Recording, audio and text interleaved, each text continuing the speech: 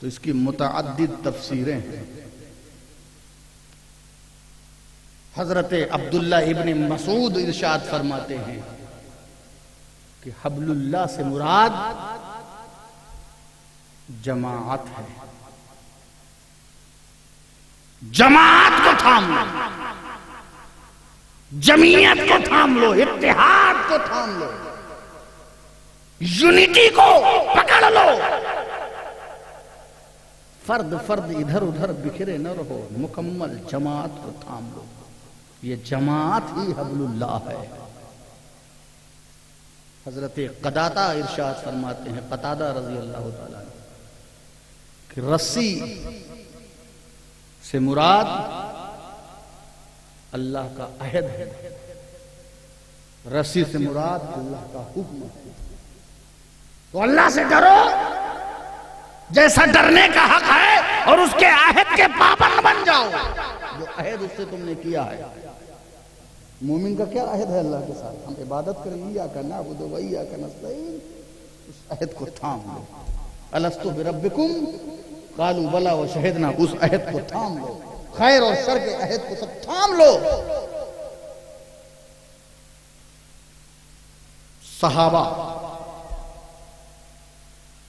صحابہ کی جماعت یہ بھی حبل اللہ ہے۔ حبل اللہ سے مراد شریعت ہے، حبل اللہ سے مراد قرآن ہے، حبل اللہ سے مراد فرمان الہی ہے، اس کو مضبوطی سے سب مل کر کے تھام لو۔ اللہ کے فرمان کو تھام لو، اللہ کے عہد کو تھام لو، اللہ کے عہد و پیمان کو تھام لو، اللہ کی جماعت کو تھام لو، اللہ کے رسولوں کو تھام لو، اللہ کی شریعت کو تھام لو۔ یہ سب اللہ کی رسی ہے۔ قرآن کو تھام لو، یہ بھی اللہ کی رسی ہے، یہ سب اللہ کی رسی ہے۔ صحابی رسول ارشاد فرماتے ہیں، اللہ کی ایک رسی ہے جو آسمان سے لے کر کے زمین تک لٹکی ہوئی ہے۔ صحابی رسول ارشاد فرماتے ہیں، شیطان صراط مستقیم پر آ کر کے بہکاتا ہے، ورغلاتا ہے، اپنی طرف کرتا ہے۔ اب صراط مستقیم پر خطرہ ہے، بہکانے میں نہ آؤ، اللہ کی رسی کو مضبوطی سے تھام لو۔ جب ایک ڈور سے بندھے رہو گے، جب ایک رسی کو پکڑے رہو گے، سارے لوگ مل کر کے، تو اکٹھا رہو گے، مجتمع رہو گے، اور بہکانے والا بہکا کے چلا جائے گا لیکن تمہیں بہکا نہیں پائے گا۔ حضرت زید ابن ارقم غالباً کا ارشاد ہے کہ فَاعْتَصِمُوا بِحَبْلِ اللَّهِ، حبل اللہ، سرکار ارشاد فرماتے ہیں، میں تمہارے درمیان دو چیزیں چھوڑے جا رہا ہوں، ان میں ایک دوسرے سے افضل ہے۔ ایک اللہ کی رسی ہے جو آسمان سے زمین تک لٹکی ہوئی ہے، اور میری اطرت ہیں، میرے اہل بیت ہیں، سرکار کی اطرت اور اہل بیت، یہ بھی حبل اللہ ہے۔ امام جعفر صادق نے بھی فرمایا کہ قرآن میں جو کچھ ہے کہ حبل اللہ کو تھامو، تو ہم وہ حبل اللہ ہیں جسے تھامنے کے لیے کہا ہے۔ پتا چلا کہ اس آیت کی روشنی میں یہ ہے، وَاعْتَصِمُوا بِحَبْلِ اللَّهِ، قرآن کو بھی تھام لو اور اہل بیت کو بھی تھام لو۔ حبل اللہ اہل بیت بھی ہے، اور یہ حبل جو ہوتی ہے، رسی کا آپ نے انداز دیکھا ہوگا، ایک دوسرے پر گندھی رہتی ہے، ایک دوسرے پر گندھی رہتی ہے، ایک لر دوسرے لر پہ چڑھی رہتی ہے، اور دونوں لر جب مل کر کے مضبوطی بنتی ہے تب اسے رسی کہتے ہیں۔ تو سرکار فرماتے ہیں، میری اطرت قرآن ہے، اس کو اگر مضبوطی سے تھامے رہو گے تو کبھی گمراہ نہیں ہوگے، اور یہ دونوں کبھی ایک دوسرے سے جدا نہیں ہوں گے۔ نہ قرآن جدا ہوگا، نہ اہل بیت جدا ہوں گے، نہ وہ قرآن سے جدا، نہ قرآن ان سے جدا۔ حتیٰ کہ حوض پر، میرے حوض پر آ کر کے ہم سے ملیں گے۔ کیسے جدا؟ جب رسی ہے تو رسی میں تو دونوں لروں کی ضرورت ہے، کیسے جدا ہوگا؟ مضبوطی سے تھام لو۔ اللہ کی رسی کو، متحد رہو، مجتمع رہو، تفرقہ نہ پیدا کرو، گروہ در گروہ نہ بٹ جاؤ۔ آج ہمارا عالم دیکھیے، آج ہم گروہوں میں بٹ گئے ہیں، ہر سلسلہ جیسے لگتا ہے فرقہ نظر آ رہا ہے۔ جو بزرگوں کی محبت، جو آپس میں رواداری، جو نیکی کا ماحول، آج مرید ہو کر کے ہم اس ماحول کو نہیں قائم رکھ پا رہے ہیں۔ آپ دیکھیں نظام الدین اولیاء کے ملفوظات، آپ دیکھیں لطائف اشرفی، آپ دیکھیں کشف المحجوب، آپ دیکھیں عوارف المعارف، آپ یہ ساری کتاب دیکھیں، آپ اس میں کسی بزرگ کے بارے میں نہ بغض ملاحظہ کریں گے، نہ دشمنی ملاحظہ کریں گے، نہ اناد ملاحظہ کریں گے۔ ایک ولی دوسرے ولی کا احترام کر رہا ہے، مقام بتا رہا ہے، تو ولی کا احترام کر رہا ہے، اور ہم ماننے والے دوسرے کی بے عزتی کرتے ہوئے نظر آ رہے ہیں۔ ہم کہاں اور ولیوں کی زندگی کہاں؟ ہم غوث پاک کے دیوانے ہیں، ہم غریب نواز کے دیوانے ہیں، ہم مخدوم اشرف کے دیوانے ہیں، روز لڑ رہے ہیں۔ ایک عجیب دیوانے ہیں کہ آپس میں لڑ رہے ہیں، یہ کیسی دیوانگی؟ دیوانے کو اتنی فرصت کہاں کہ اتنی لڑائی کرے دنیا داری کی؟ دوستو عزیزو، جماعت میں مت بٹو۔ اچھا، یہاں جو تفرقہ اور جو جماعت میں بٹنے کی بات کہی گئی ہے وہ یہ کہ دنیا داری کے اعتبار سے، دنیا داری، عصبیت، حسد، تعصب، ایک دوسرے سے دشمنی کی بنیاد پر اختلاف نہ کرو۔ یہاں پر ایک وضاحت یہ ضروری ہے کہ وہ ائمہ مجتہدین، ائمہ فتویٰ، اجتہادی مسائل میں جو لوگوں کے اختلافات ہیں وہ اس تفرقے میں شامل نہیں ہیں۔ اس تفرقے سے منع کیا گیا ہے، اس بٹوارے سے منع کیا گیا ہے جو عصبیت اور دشمنی کی بنیاد پر ہے۔ عقائد میں اختلاف جائز نہیں ہے، عقائد میں اختلاف جائز نہیں ہے، اصول دین ایک ہے۔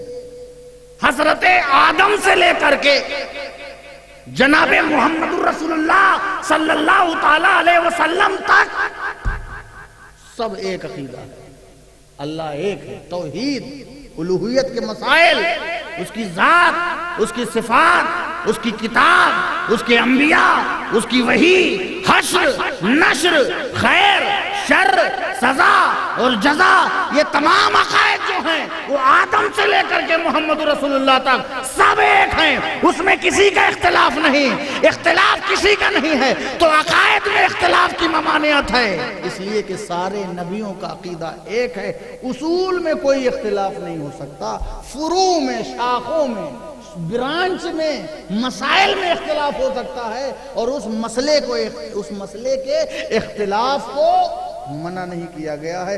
منع کیا گیا ہے اس اختلاف کو جو عقیدے میں کرتے ہیں، اور اس اختلاف سے منع کیا گیا ہے جو لوگوں کو اپنی دشمنی کی بنیاد پر ایک دوسرے سے ہوتا۔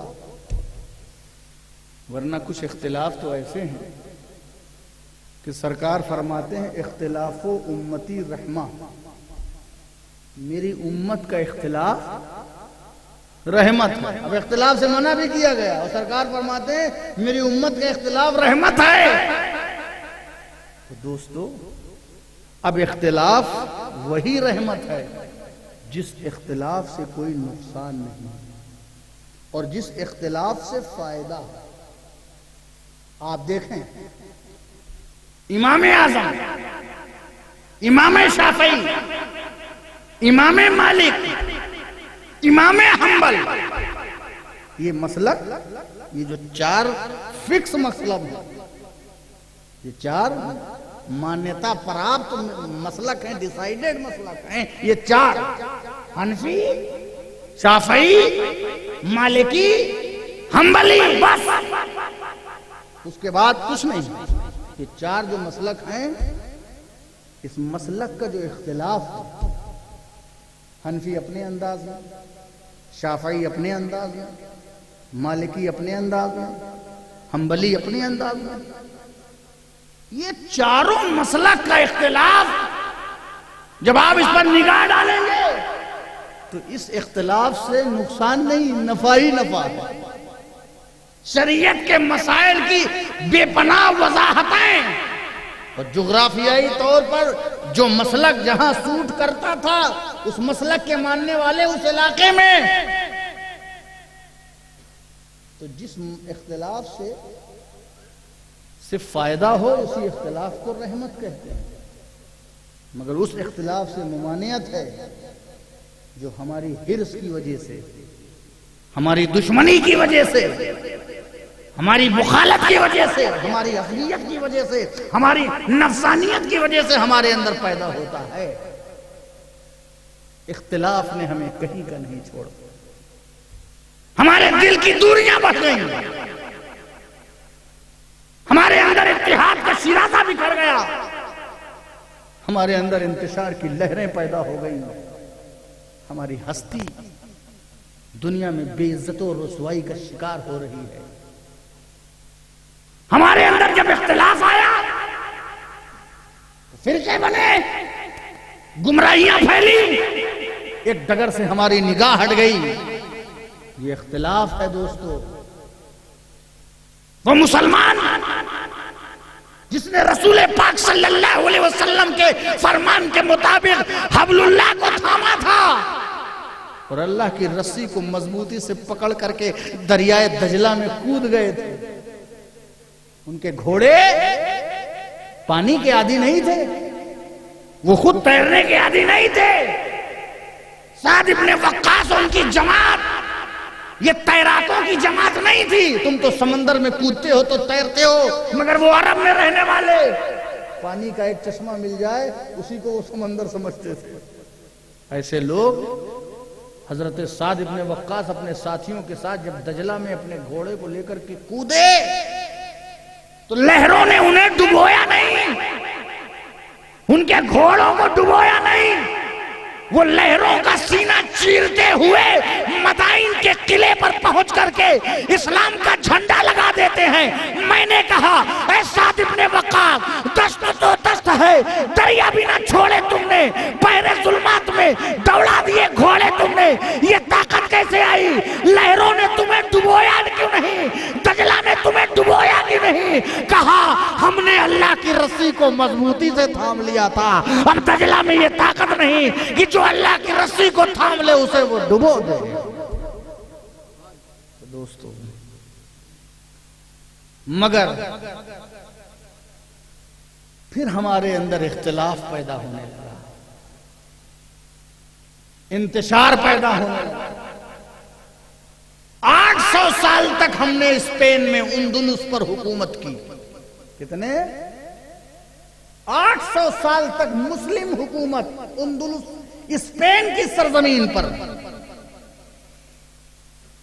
جہاں طارق ابن زیاد نے اللہ پر یقین کرتے ہوئے اپنی کشتیوں کو جلا دیا، حکومت بنی، اسلام پھیلا، مسلمان ہوئے، لیکن دنیا کی لالچ اور دنیا کی حرص اور دنیا داری نے دل کے تقوی کو زنگ لگانا شروع کر دیا، دل بدل گیا، پورا دل بدل گیا، اختلاف پیدا ہو گیا، ایک دوسرے کو حقارت کی طرح دیکھنے لگے۔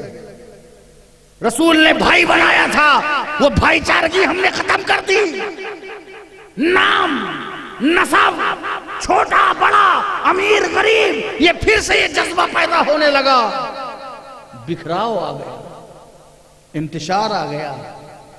پھر ایک زمانہ وہ آیا کہ جب ہماری شکست شروع ہوئی تو 800 سالہ تاریخ چند مہینوں اور چند سالوں میں مٹ کر کے رہ گئی، اور پھر اسی 8 سال حکومت کرنے والے مسلمانوں پر یہ دن آ گیا کہ ان سے کہا جانے لگا یا تو اندلس سے نکل جاؤ اور یا تو عیسائی بن جاؤ اور یا تو مرنے کے لیے تیار ہو جاؤ۔ قرآن کہہ رہا تھا وَلَا تَمُوتُنَّ إِلَّا وَأَنْتُمْ مُسْلِمُونَ، تم مرنا نہیں مگر صرف مسلمان ہو کر کے۔ اور ادھر مسلمانوں نے اپنے انتشار سے وہ ماحول پیدا کر لیا کہ آج ان کے اندر ایمان کا خطرہ پیدا ہو گیا، نہ جانے کتنے لوگ مرتد ہو گئے۔ نہ جانے کتنے لوگ جان کے ڈر سے مرتد ہو گئے. وہ رمق، وہ شمع محبت رسول ان کے دل سے ختم ہو گئی. ان کے حرص اور ہوس نے ان کا ایمان بیچ ڈالا تھا. وہ خائف اور ڈر گئے. اللہ سے ڈرنے کے لیے کہا تھا، وہ فرڈیننڈ کے لشکر سے ڈر گئے. اللہ سے ڈرنے کے لیے کہا تھا، وہ سپاہی نصارہ سے ڈر گئے. کتنے لوگ مرتد ہو گئے. انا للہ و انا الیہ راجعون. آدمی مر جائے تو کم رو، ایمان مر جائے تو زندگی بھر کا رونا ہے. کسی کی دنیا لٹتی ہے جان جانے سے، مگر ایمان جانے سے دنیا بھی لٹتی ہے اور آخرت بھی لٹتی ہے. ہماری دنیا لٹ جائے تو لٹ جائے، مگر ہماری آخرت لٹنے نہ پائے، اس کی ہم کو کوشش کرنی چاہیے. اندلس سے نکل جاؤ. اس قوم کو کہا گیا جس نے وہاں تہذیب کا چراغ جلایا، جس نے علم کی روشنی بانٹی، جس نے یورپ کلچر کو ماڈرنائز کیا، جس نے عیسائیوں کو تہذیب و تمدن کا سبق پڑھایا، جو ان کی حیوانیت کو ختم کیا، اپنے مدارس اور اپنے مکاتب کے ذریعے پورے یورپ کو روشن کیا. ان مسلمانوں کے ساتھ یہ پیش آیا. کہا گیا اندلس سے نکل جاؤ، یا اسلام چھوڑ دو، عیسائیت قبول کر لو. کر لیا کتنے لوگ، اور کتنے لوگ مر گئے، اور کچھ کو اندلس سے نکال دیا گیا. اس کا ایک لطیفہ بھی بڑا ہے، دردناک عبرتناک، کہ اندلس جب مسلمانوں سے کہا کہ بھاگ جاؤ، یہاں سے نکل جاؤ، کشتی کا انتظام ہے، کشتی پر بیٹھ جاؤ، اپنی جان بچاؤ، یا اگر بچنا ہے تو کشتی پر بیٹھ جاؤ، یہاں سے چلے جاؤ، نہیں یہاں اپنی جان دینی پڑے گی. مسلمان جو بزدل ہو چکے تھے وہ کشتی پر بیٹھ گئے، اور کشتی میں سوراخ کر دیا گیا. کشتی جانے لگی، اور کشتی میں سوراخ کے بعد کشتی میں پانی بھرنے لگا. مسلمان سمندر کے اندر جا کر کے بے کس بے سہارا سوراخ سے پانی بھرتا رہا، کشتی میں پانی بھرتا رہا، اور مسلمان کے ساتھ یہ مذاق ہوتا رہا. مسلمان ڈوبتا رہا، جان بچانے کے ڈر سے کشتی پہ چڑھے تھے، ان کے ساتھ ایسا مذاق کیا گیا. اور ادھر دشمنان اسلام قہقہے لگا رہے ہیں، ہنس رہے ہیں، مسکرا رہے ہیں کہ دیکھو کتنا مزہ آ رہا ہے کہ اپنی جان کے ڈر سے کشتی پہ بیٹھے تھے، وہ کشتی ان کی جان لے رہی ہے. پھر وہ کشتی ڈوب گئی. اس مذاق کا نام جانتے ہو کیا ہے؟ فرسٹ اپریل، اپریل فول، جسے ہم بھی مناتے ہیں.